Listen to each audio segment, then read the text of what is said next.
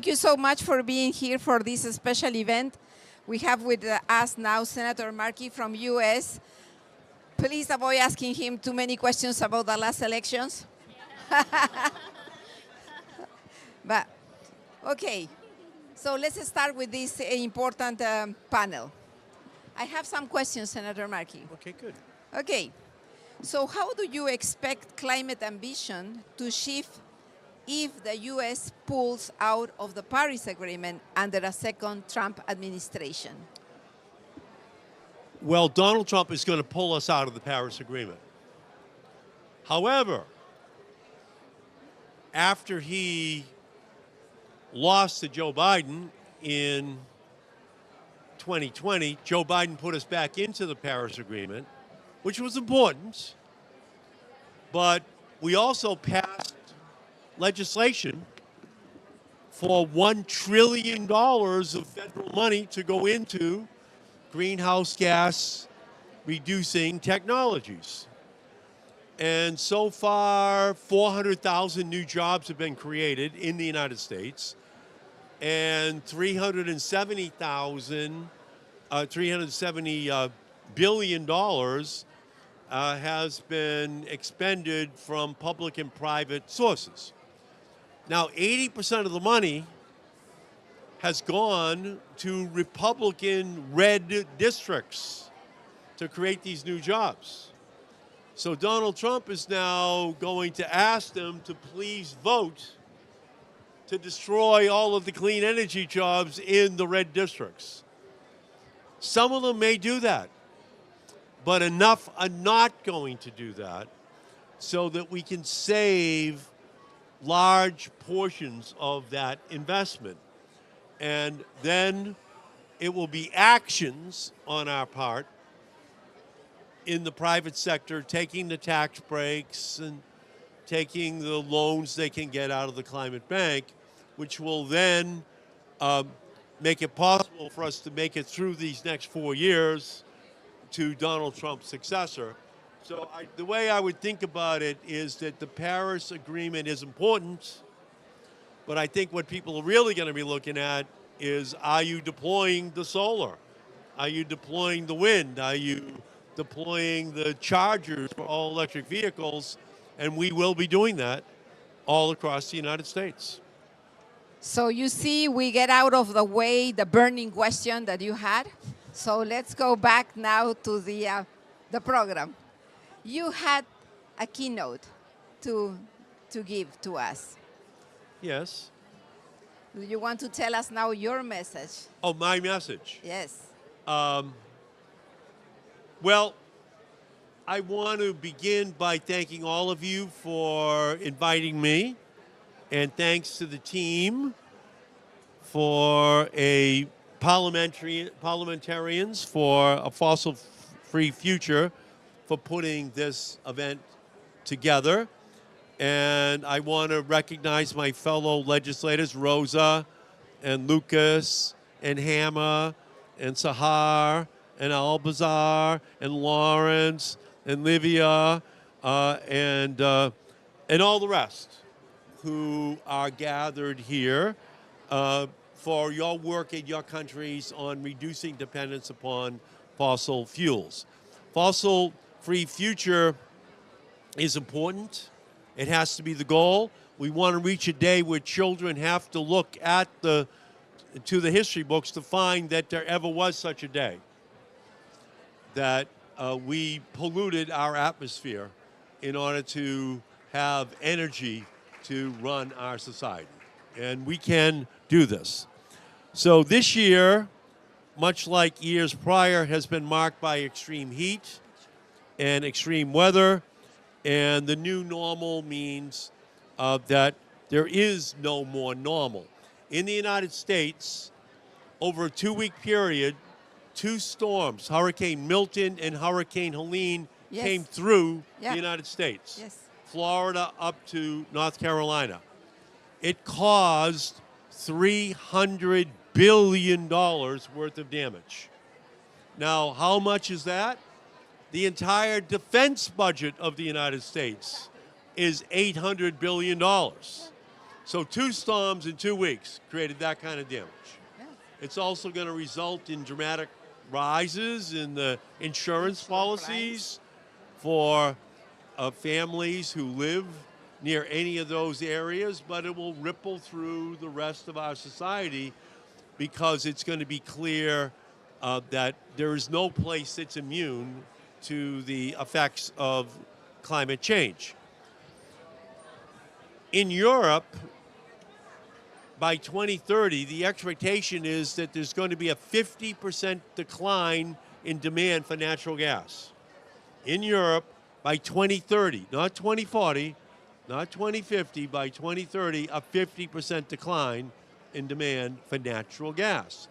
So even as the natural gas industry in the United States is seeking to find ways of building more tankers and having LNG export facilities, the truth is that in Europe and in Asia, we're actually seeing a decline in demand because there's one other very salient number that you should focus on, which is that last year, 2023, for the first time in history, more money was invested in solar than in oil. Yes. That's the first time in history. Yep. And it'll be the last time that oil is competitive, okay? Solar is going to win every single year, but coupled with wind and coupled with battery storage technologies and other strategies, we're definitely going to see this increase in the vulnerability of the fossil fuel industry. They might have a little spurt here or there, but the longer term trends are very clear, and we just have to keep up the pace. And I think that as parliamentarians, we have a responsibility to continue to be the advocates in our home countries for a speedy transition to the new energy economy. Thank you, thank you. That's exactly what is happening. And the barrel of oil will never go back to the price of the $100. No, so it's going to keep going down. Let's ask the other panelists to join us. Should they come here? Yeah. I'm sorry. Yes. Oh, you, Oh, do you want? You'll stay there, but I will give you the mic. You stay here, and I will. Yes. Okay. No, after first the panel. So I have first 3 minutes each one. So I have Lucas from Austria, then I have Livia from Brazil, then I have Lawrence from Uganda, and then I have Saar from Egypt. So Lucas. Oh yeah, here. So you have. Yes, you can stand up, put you there maybe in that corner. Yes? Yeah, yeah. Just sit there, Okay. sit down and then Yes, okay. it's better if I sit people. Go ahead. You wanted to ask a question, I guess. Well, I think there was a, oh, yes, okay, so let's ask the question. So what are your perspectives on how national policies in high-emitting countries influence global climate cooperation? Well, I mean, first of all, of course, for all of us in Europe and also in Austria, it was the results of the U.S. election were a shock, and we needed a couple of days to recover and to regain, a more positive stance. But I think, I mean, you mentioned already a lot of these climate policy measures that we have been adopting in Austria, for example, are no-regret measures. It's not only about fighting climate change. It's about energy independence. It's about economic development and future. If we see, for example, in Austria, we give away 16 billion euros. That's more or less $16 billion a year to import fossil fuels, oil and gas, because we don't have them. And we are buying them from Russia and other countries where we basically don't want to give any money. So it's not only about climate change, it's no regret measures, and I think people and also people inside the economy have realized that apart from the rhetorics and this anti-woke war that the right wing all across our countries are fighting, they're realizing that that the backlash in most of these policies would also harm our economies at home. So this is why I'm quite positive. For example, you mentioned the gas demand. Since the invasion from Russia to the Ukraine, we managed to have a decline in our gas demand from 1/3, with energy efficiency and with a huge effort to get rid of our gas heating systems. So it means we spend less money on importing dirty and very expensive fossil fuels, and we have jobs at home, and people start realizing that. And on European level, because most of it is European level, I think the objective must be that we have to be more united on that issue, and that we have to lead. Europe has to lead and shouldn't shy away. But I mean, to be honest, we have the same difficulties, the same political movements than in the US. We have this, right-wing, anti-science, movement from the right that basically has been denying climate change, delaying action, and this is a global movement that where basically in this fight we are together, and we see that all around Europe, also in Austria. We had in our last election, the winner was a right-wing party that is basically denying climate change. I think the thing is we keep on fighting, Europe has to lead, and we have to focus on all these no-regret measures. Thank you very much, Lucas. And no, stay there, I'm going to move. Livia. So Livia comes from Brazil. She is an MP from Belém do Paraná, where she's organizing and working on next COP in Brazil. So Livia, same question. What are your perspectives on how national policies changes in high-emitting countries influence global cooperation?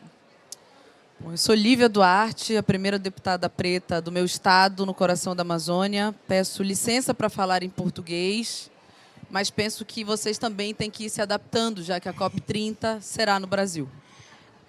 Hi, my name is Lívia Duarte. I'm the first black state deputy from my state that is in the heart of the Amazon. She said that she asks for excuses to talk in Portuguese right now, but it's for everyone to get used to it, because next year the COP will be hosted in our hometown, Belém. Penso que é importante que nós falemos, por exemplo, para além da pergunta de como os grandes emissores contribuíram para que nós cheguemos aonde nós estamos, eu acho que a grande pergunta aqui é como fazer para que nós deixemos de estar nesse lugar.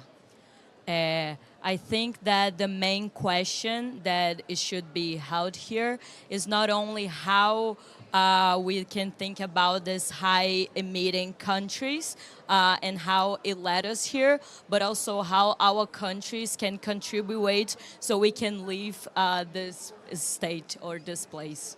Eu espero que a Europa e os Estados Unidos da América liderem realmente um processo contrário ao que é a sua história até hoje, de emissão de gases e de exploração de recursos naturais. And I truly hope and think that United States of America and Europe lead this alliance against the use of fossil fuels and explosion that goes against a history that we've seen until this day. Acho que esse é um processo de reparação com o mundo. Embora eu tenha muita preocupação com esse processo depois da eleição de Donald Trump. And I think this is a process that happens worldwide, this process of reparation, although she's very worried about the next steps under a Trump administration. E quero apelar aos Estados Unidos da América, na pessoa do senador Ed Markey, que eu sei que está do nosso lado, na pessoa do parlamentar da Áustria, que nós façamos uma grande força contra os combustíveis fósseis e contra a exploração de petróleo na foz do rio Amazonas, o maior rio do Brasil. And I want to make an appeal to all the parliamentarians in the United States in the name of Senator Eddie Markey and in the name and all the parliamentarians in Europe in the name of Member of Parliament Lucas Hammer that we make this strong force against the exploitation of fossil fuels and of fossils in the world, but also specifically in the Amazon, where it's happening an exploitation of oil and the coast of the Amazon. Nós, na Amazônia, nós brasileiros, nós somos os rios. E para nós, esse é o nosso ouro, essa é a nossa força. Nós nos alimentamos dos rios. Então, nós vemos esse espaço também para que os países tidos como desenvolvidos pelo mundo possam olhar esse tipo de desenvolvimento. In the Amazon, the rivers are our life. They not only are places, but they are what we think that is life. And we also want other countries in the whole world to see the rivers as not only a place of a state or a local, but also a way of living and a way of developing. E não se surpreendam, o rio Amazonas deságua no mar e chega nos continentes de vocês. Então, nos ajudem a proteger o Amazonas e a Amazônia da exploração, da grande exploração, da grande catástrofe que pode ser a exploração de petróleo no rio Amazonas. So don't be surprised, even though the Amazon is a river, it ends on the ocean. So everything that happens in it, it will affect not only Brazilians, but the entire world. So that's why it's urgent for us to fight against the this exploitation. Thank you. I was the chairman over the climate committee in 2009 in Congress. I visited Brazil for 10 days, going to Amazonia, going to Rio, Sao Paulo, to all across the country. And I passed a bill with a majority for $5 billion to preserve the forests of the Amazon and around the world. And then it got killed in the Senate. But we can't stop there. We have to protect the forest. Yes. We have to protect this great natural gift that God gave us. And so that $5 billion would have made a lot of difference. Lula was president. Yeah. He's president again. Yeah. And he now has incredible partners. Exactly. And I just want to continue to work with them. Perfect. Thank you for that. Can I do the translation? Did you Yeah. She understood. Yeah. Perfect. Okay. Thank you so much. Can I invite you, Lawrence? Oh, no, stay because there is a second round of questions. Okay. So, Lawrence, can you answer the same answer? Thank you very much. I'm Lawrence Songa from Uganda, Chair of the Climate Change Committee in the Parliament. On the perspective of the big emitters and the implication for cooperation, one thing is very clear. If the big emitters set good policies, and then other countries will follow. If they set bad policies and the interest is economics, that is going to affect cooperation between countries because they will say there is no transparency. And then another issue which is also very important, climate crises have no boundaries. So if a country's policy is on economics and the impact are crossing borders, and that also affects cooperation. And that's why in all this, international cooperation is very, very important. Another important thing is we are setting international agreements. We are signing and ratifying international agreements like the UNCCC and so on. These agreements cannot work unless countries set out good policies, especially their NDCs. The international agreements are implemented through the NDCs. So if the NDCs, if the country's priorities are not reflected in the NDCs, that will affect cooperation to implement the international agreement. I think that is on the policies. On the issue of President Trump, whether he's going to pull out the United States from the Paris Agreement, of course it has implications. First of all, it will affect, United States used to be a climate leader. That leadership, they will lose that position of being a climate leader. And also it will affect financing. And now this financing to the developing world from the United States, from partners, it will also affect. Because they say if the big emitter like the United States is not cooperating, why do we put our money there? Moreover, we are already at risk. You see, Eddie Mackey, Senator, what is very clear is also, they say, for example, in Africa, that Africa is at great risk of climate change. They even mention all the risks. And so they resolve that we have to put money in a basket to address climate risk in Africa and the developing world. When the money comes in the basket, you hear again it is risky to inject this money in Africa, to invest it in Africa. Now when countries like the United States start pulling out of the Paris Agreement, it has even greater implication for international cooperation. So we pray that the financing will not be affected, even if they decide to pull out. And what we are calling for is cooperation. What we are calling for is accountability. What we are calling for is transparency. If we say, stop fossil fuel, let everybody stop. If we say, continue with fossil fuel, let everyone continue. But we are now saying the future is in fossil fuel free future. The future must be fossil fuel free.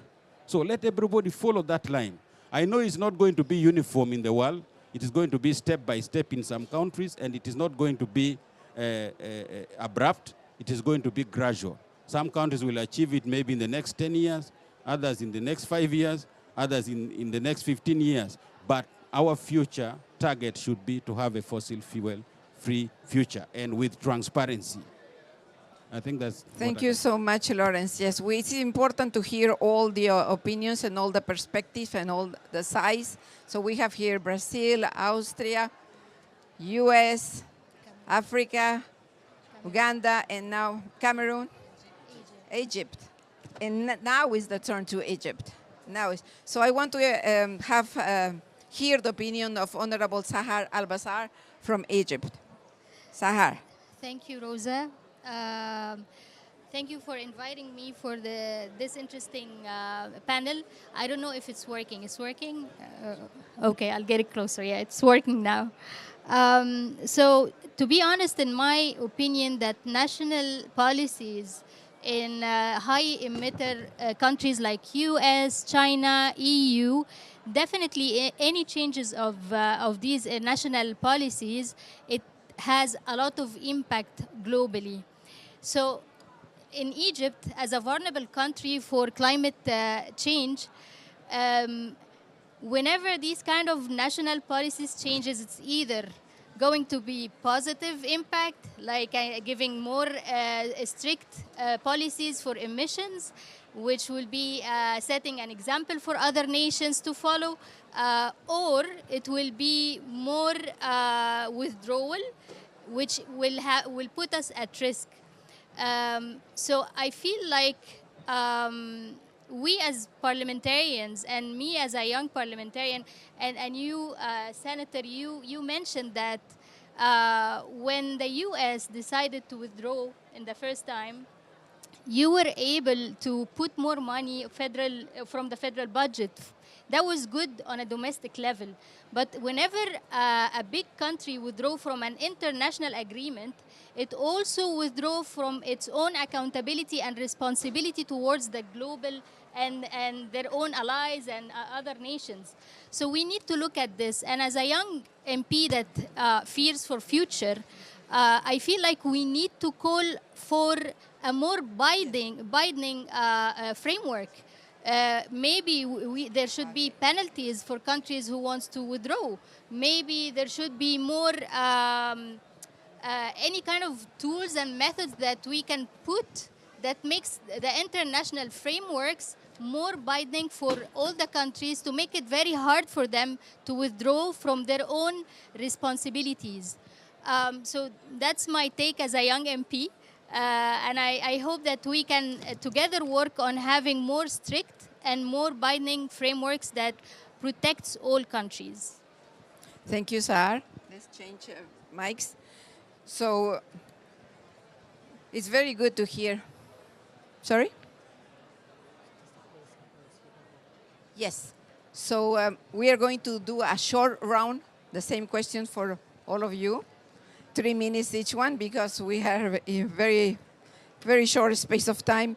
So despite the political and economic challenge, what gives you hope for a successful global energy transition? You want to start, Senator Markey? Yes. Young people No. make me optimistic. Young people want this problem solved. Young people don't want to have the preceding generations get all of the benefits and the younger generation takes all the rest. So they're the first generation to suffer from climate change, and they're the first generation who can do something about it. And they're up, and they're angry, and they're organized, and they want fundamental changes to be put in place. And as you walk around this COP in Azerbaijan, those young people are from every nation, every color, every religion on the planet, all demanding that the older generation, the powers that be, all do something. So that's what makes me optimistic. And we've made a lot of progress in the last 15 years in terms of the deployment of technologies, but we still have a responsibility to these countries who are going to suffer. We cannot have environmental sacrifice islands, environmental sacrifice countries, especially countries that are only beginning to industrialize. So it's the World Bank, it's the IMF, it's the Export-Import Bank, it's international organizations, it's countries around the world who are industrialized, who have a responsibility to make sure that ultimately we find some way to put up $1 trillion a year in order to be able to help all of the countries that need help all across the planet. So that's what makes me optimistic. It's not going to be easy, but failure is not an option. Exactly. We have to get it done, and I thank all the parliamentarians here for all that they are doing in their home countries to make this fight one for the young people. And if this generation fails, then I don't know what happens after them. And I don't believe they're going to fail. I think that Donald Trump's just going to be a footnote in history. And the leaders around the world who aren't focusing upon these issues are just going to be footnotes in history, because eventually the young people in all the countries are going to rise up and take over. They're going to Absolutely. demand the change. Absolutely. Defeat is not a choice. The choice is to remain optimist. Exactly. Thank you Okay, so much. I thank see, you. Sar, Thank that you, she's Chair. ready. You want to say what gives you hope? What gives you hope? What gives you hope? Yes. So what gives me hope is networks like this. we are advocating together for a better and positive impact and changes. Definitely, the decrease in prices for technology made it more accessible for more countries. That's very important for the transition. And for Egypt by itself, as an example, only in 2 years we were able to have a faster transition. We had more than 29 MOUs with companies and international entities with a value of $48 billion to have the green transition in Egypt. So as on a $48 billion in Egypt alone. yes, That's an unbelievable number. in 2 years. Exactly. Yes. So that's what keeps me happy and hopeful. Thank you. So Senator Merkel has to leave, but we will take a quick picture with let's us. take a quick Yes, picture. a quick picture, and then before we continue. Yeah, so come on, stand up here. I'll stand down here. Yeah. Well, you're taller. No, You're yes, taller. you're So taller. you're Come down taller. here. Exactly. Down here. Everybody down here. Here we go. Come on. I'm too tall for being upstairs. Next year in Rio. Here we go. Is it Rio? Where are they having it? Oh, beautiful. All right, thumbs up. We're going to do this.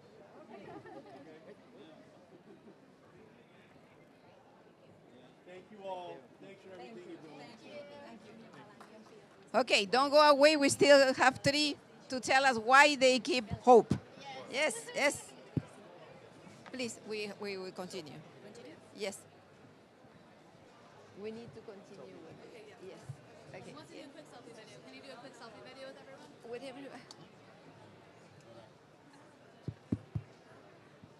I'm here with parliamentarians for a fossil-free world, and these parliamentarians are gathered to say that they are not happy with business as usual, and from Brazil to Europe Canada, to Uganda, Uganda. to Egypt to Canada. Mexico to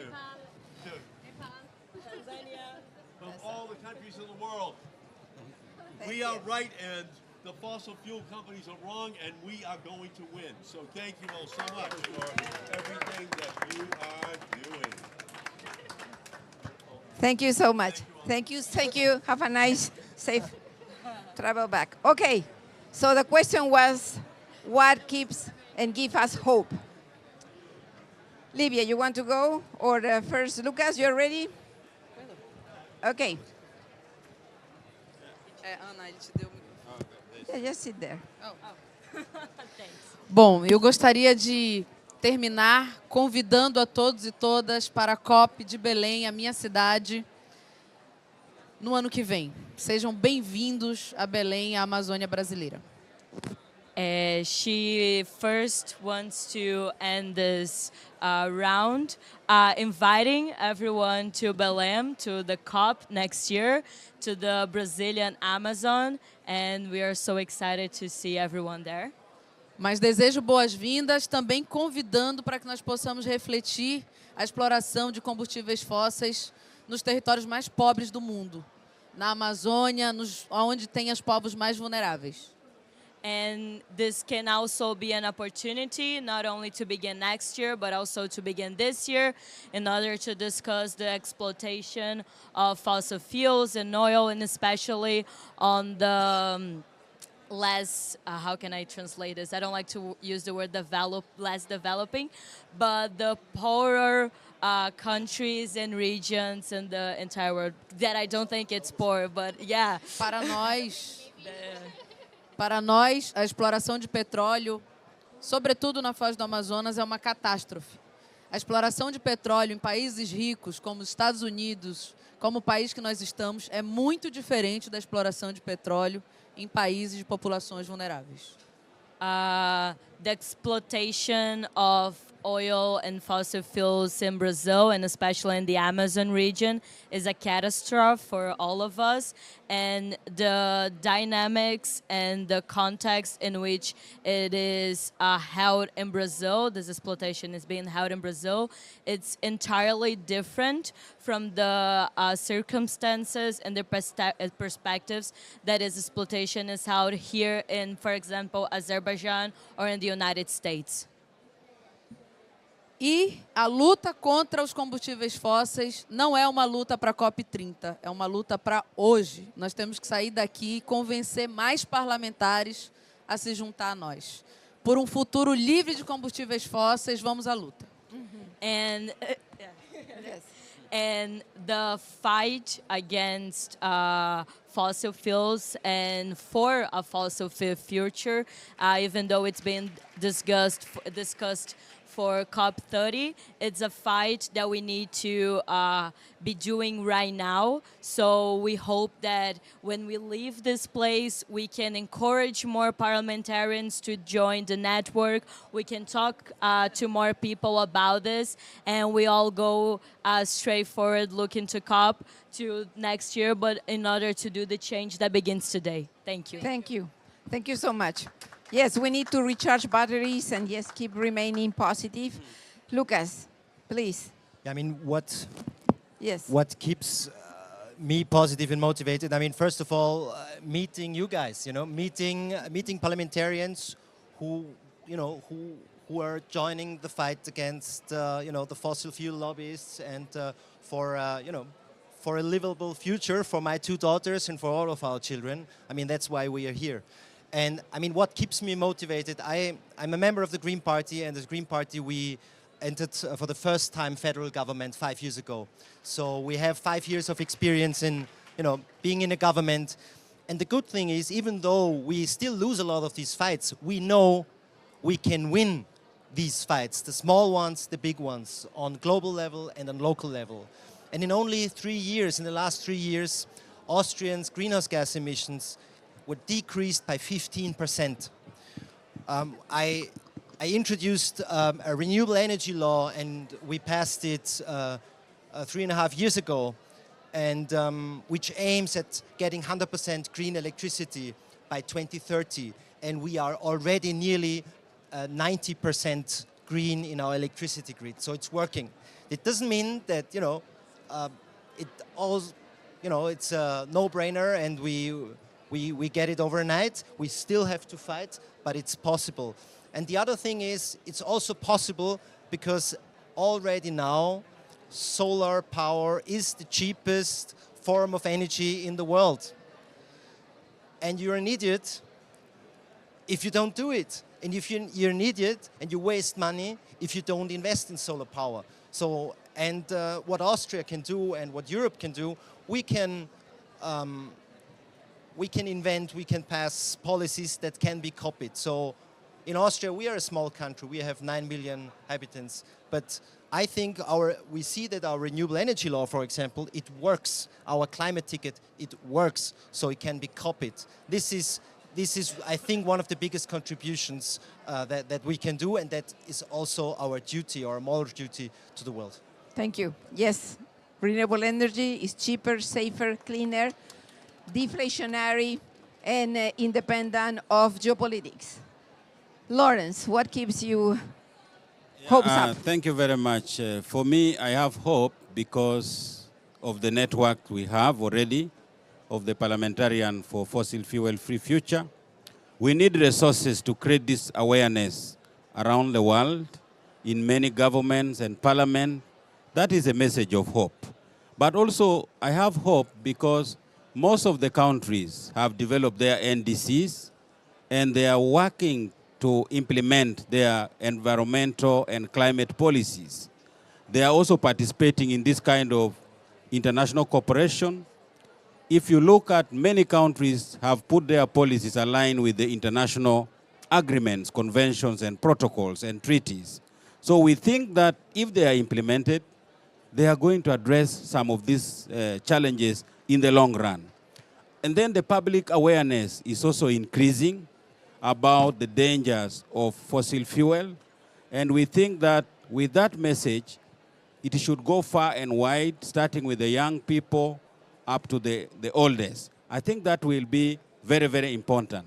And then lastly, what gives me hope is that there are already mechanisms in place for putting financial resources that can support countries to develop resilient infrastructure, to address climate change. So that is already a message of hope.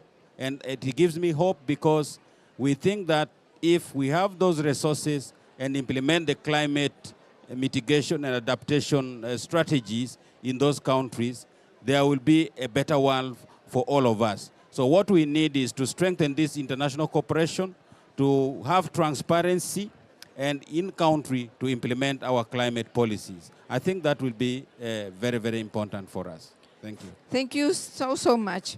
So we have a little bit of time. 2 questions, very quick questions, before giving the floor to Cecilia Requena from Bolivia to the closing remarks. You said you have a question. Colleague, please. I'm from Nepal. I'm MP of Nepal, of Upper House. It's a very nice gathering and listening to you all. Actually, I wanted to urge all of you, as a Brazilian already said that rivers are linked to the ocean. And I must say that mountains are linked to rivers and lakes and the seas, oceans, because in Nepal's mountains are melting, and we have 2,000 lakes, glacier lake in top of the 8,000 meters. So we need to move on it, and we need to have climate just and energy transition. So we are facing lack of problems that we are hearing that people are diverting in NCQG. So how we can put together this voice from these organizations? That's my question. Thank you. That I can say something because when we were in Nepal, we already know you have already put your NDC, and you look for resources to implement the NDC. You will address the challenges of the water towers, and also it will help the lowland communities. Anybody wants to add something? No, I will want to say that originally I come from Peru, and the Andes, the cryosphere is melting, and that gives water to every big city. So it's absolutely extremely important to go maybe look into the traditional knowledge in order to keep that water for drinking purposes. Nusrat. Okay, I'm also a member of parliament from the United Republic of Tanzania, and also a member of Parliamentarians for a Fossil Fuel-Free Future. And I would like to applaud all my colleagues for their good presentations. I will also respond to what gives me hope also as a parliamentarian from Tanzania. For me, this is one of the very important dialogues and conversation we have here. We are the parliamentarians. We make laws. We check the policies for the country. We hold them accountable for the governments. So for us, and I'm pretty sure one of us, someday, we politicians have dreams. Someday, Honorable Songa will be in the executive. So I know that he will continue the fight. So we are the politicians, we are the parliamentarians, we are on this together for, in transition to the fossil fuel-free future. That is already it's already something that we held a foundation, and the fight cannot end here, because we also have Sarah, and also we have other MPs, other young MPs who will continue the fight. So this is one of the investments that we are doing today. So another thing I wanted to respond to Honorable from Nepal, the best method we can use to solve one of those problems that are caused by climate change in our country is also to mainstream them in our country's plans. Because if you don't plan, if you don't talk about it, if you don't plan about it, if you don't strategize about it, then it doesn't matter to you. You couldn't expect from another fund from outside. So we need public funding. We also need private funding. Thank you so much. One last question, very quick. No? Perfect. Okay. So, Cecilia, you have the floor. Hello. Hello, everyone. I'll be very brief. I'm Cecilia Requena, Senator from Bolivia, and I'm the chair of the respective Committee on Climate Change, Environment, and I'm part of the parliamentarians' call for a fossil-free future. And I would like to try to, to sum up what has been said. I think it is very clear that we have all the reasons to do this, right? The moral reasons, the ecological reasons, the social reasons, and now the economic reasons, as so many of you just said. So what is missing is enough political will, and that's where we are. And that's, that's a space where we work in, getting in not only into the executive branch, which is important, but do not forget the parliamentarian, the legislative branch. And the advantage of the legislative branch is that there's opposition included in there. There are plural, more, and it is more pluralistic than the executive branch. So we really have to pay more attention to that branch, and we are part of it. And I think we are, doing what we should be doing. Then I would like to mention that this network has created like a sub-network on the Amazonas region.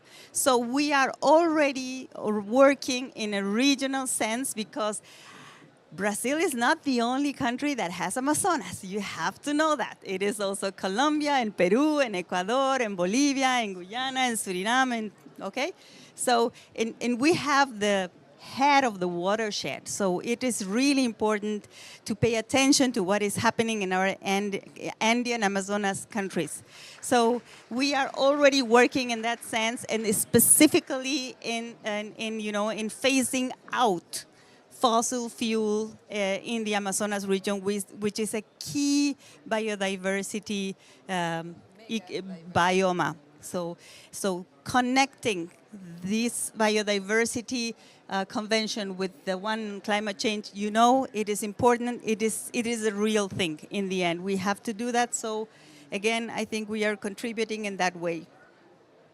Then I think that we also have to work at the national level, as many of you have mentioned, and the NDC have been mentioned and everything, and the economic sense of not doing something that is not, viable, economically viable anymore.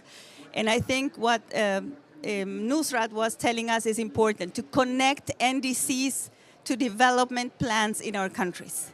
Because sometimes, NDCs go like this and tell a story, no future story, but our plans, the real decisions that are being made are not consistent and sometimes are going the other way. So that would be another challenge we have. And I'll finish with this. As Senator Markey was saying, it's not going to be easy. There are no guarantees, but there's no option. We have to do it. There's no option. So let's do it. Thank you. Thank you so much for your presence. That ends our panel, A United Path to a Fossil-Free Future, U.S. and Global Legislative Action on Climate. Please follow us. We are present in the media. And thank you so much for your presence.